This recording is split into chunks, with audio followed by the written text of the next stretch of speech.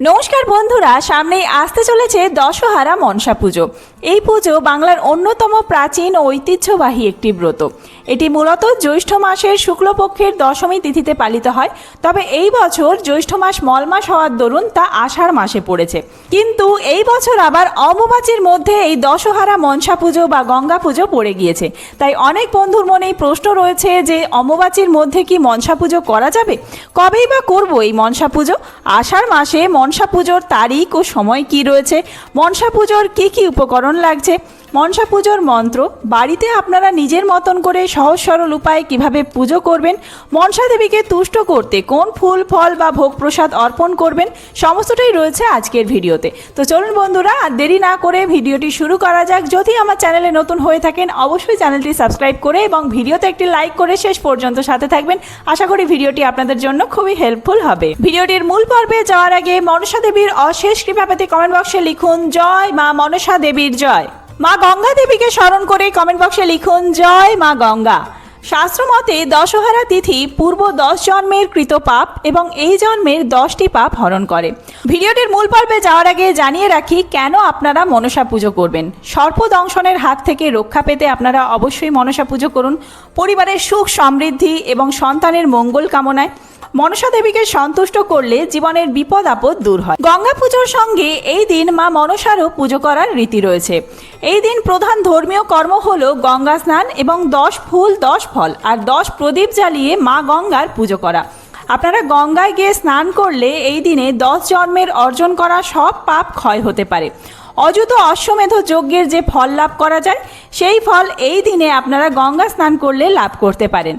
তাই অবশ্যই গঙ্গায় গিয়ে আপনারা পূর্বপুরুষকে স্মরণ করে 10 ফল 10 ফুল আর 10টি প্রদীপ জ্বালিয়ে গঙ্গায় অর্পণ করবেন। এতে আপনাদের পরিবারের মঙ্গল হবে এবং আপনারা পিতৃপুরুষের আশীর্বাদ পাবেন। মনসা পুজোয় কী কী উপকরণ লাগছে, কিভাবে আপনারা পুজো করবেন তা আমরা পরে জানবো। আগে জেনে নেওয়া যাক কবে পুজো রয়েছে। 9 আষাঢ় 24শে জুন বুধবার দিন। এই দিনেই দশমী তিথি শেষ হচ্ছে রাত্রি 8টা 22 মিনিটে, অর্থাৎ সারাদিন দশমী তিথি থাকবে। আপনারা সকাল সকাল পুজো করতে পারেন। এই দিনে শ্রী শ্রী গঙ্গা পুজো ও দশহারা পুজো রয়েছে আর শ্রী শ্রী মা মনসা দেবীরও পুজো রয়েছে এই দিনে। এই দেখুন সুন্দর করে ছবি দিয়ে বোঝানো রয়েছে। এই দিনে পুজোর শুভ সময় থাকছে সকাল 7টা 42 মিনিট থেকে শুরু করে সকাল 11টা 15 মিনিটের মধ্যে।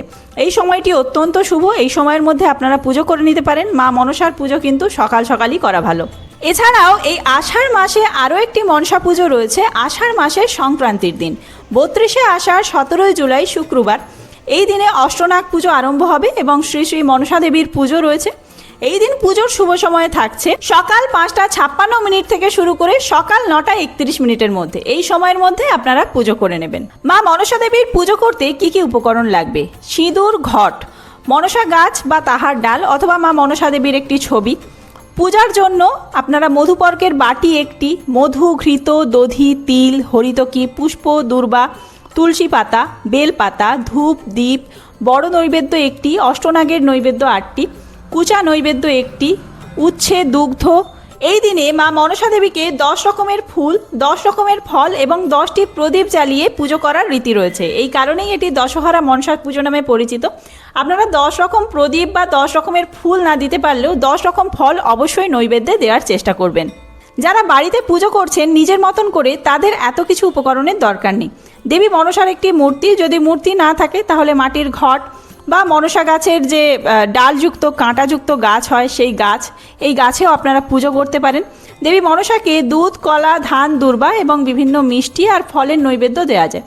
ফলের নৈবেদ্যের ক্ষেত্রে যেহেতু দশহারা, আপনারা 10 রকম ফল, গোটা ফল অর্পণ করবেন। অমাবস্যার মধ্যে এই মনসা পুজো পড়েছে সেই নিয়ে ভয়ের কোনো কারণ নেই। আপনারা প্রত্যেকেই এই পুজো করতে পারবেন, কারণ অমাবস্যা মূলত বিধবা এবং সাধু সন্ন্যাসীদের ব্রত। তাই আপনারা যারা সধবা রয়েছেন তারা প্রত্যেকে কিন্তু এই ব্রত পালন করছেন না। অমাবস্যা যেহেতু পালন করছেন না, সেই কারণে আপনারা দশহারা পুজো করতে পারবেন। দশহারা পুজো কিন্তু মা মনসা দেবীকে সন্তুষ্ট করার সবচেয়ে সুবর্ণ সুযোগ, ঐতিহ্যবাহী একটি পুজো। তাই আপনারা এই পুজো প্রত্যেকে অবশ্যই করুন। নিজে যদি না চান তাহলে ব্রাহ্মণ দিয়ে অন্তত এই পুজো করান। গৃহের মঙ্গল কামনায় সর্পদংশনের হাত থেকে রক্ষা পেতে অবশ্যই এই পুজো করুন। পুজোর নিয়মাবলী। পুজোর আগের দিন নিরামিষ আহার গ্রহণ করতে হবে। পুজোর দিন সকালে স্নান করে মনসা গাছের ডাল বা মনসা দেবীর প্রতিকৃতি স্থাপন করতে হবে। নৈবেদ্য হিসেবে দুধ, কলা, চিনি, বাতাসা যা কিছু নৈবেদ্য আমি বললাম 10 রকম করে। মা মনসাকেই 10 প্রকার ফুল, 10 রকমের ফল এবং 10টি প্রদীপ জ্বালিয়ে পুজো করার রীতি রয়েছে এই দিনে। ধূপ বা ধুনো ব্যবহার করা হয় না, কারণ দেবী মনসা ধোঁয়া সহ্য করতে পারেন না। এবং সবশেষে পুজোর শেষে দুধ এবং কলা প্রথমে আপনারা মনসা দেবীর ছবিতে বা মনসা গাছে অর্পণ করবেন দুধ কলা, তারপর সেই দুধ কলা আপনারা প্রসাদ হিসেবে গ্রহণ করতে পারেন। আর মনসা পুজোয় অবশ্যই মনসা দেবীকে লাল জবা ফুল অথবা জবা ফুলের মালা অর্পণ করতে পারেন। লাল জবা ফুল আর একটি বেলপাতা হাতে নিয়ে পুষ্পাঞ্জলি মন্ত্র জপ করবেন। আগচ্ছে বরদা দেবী সর্বকল্যাণকারিণী সর্পভয় বিনাশিনী মনসা দেবী নমস্তুতে। এসো সচন্দন বিল্লপত্র পুষ্পাঞ্জলি ওং শ্রী মনসা দেব্যই নমঃ, ওং শ্রী মনসা দেব্যই নমঃ, ওং শ্রী মনসা দেব্যই নমঃ এই বলে মায়ের চরণে ফুল অর্পণ করবেন। যারা পুরোহিত দিয়ে পুজো করাতে চাইছেন একটি চন্দ্রমাল্য অবশ্যই রাখবেন। অনেক জায়গায় পুরোহিত মশাইরা চন্দ্রমাল্য অর্পণ করেন মা মনসা দেবীর চিত্রে বা মনসা দেবীর ঘটে, তো চন্দ্রমাল্য রাখতে হবে একটি। পুজো এই পর্যন্তই। আপনারা বাড়িতে যারা পুজো করতে চান এইভাবে এই মন্ত্রোচ্চারণ করে পুজো করতে পারেন। খুব তাড়াতাড়ি নতুন কোনো ভিডিও নিয়ে আসছি, সেই সমস্ত ভিডিও দেখার জন্য অবশ্যই চ্যানেলটি সাবস্ক্রাইব করে সাথে থাকবেন। আর এই ভিডিওটি যদি হেল্পফুল হয়ে থাকে বন্ধুদের মধ্যে অনেক বেশি শেয়ার করবেন। ধন্যবাদ।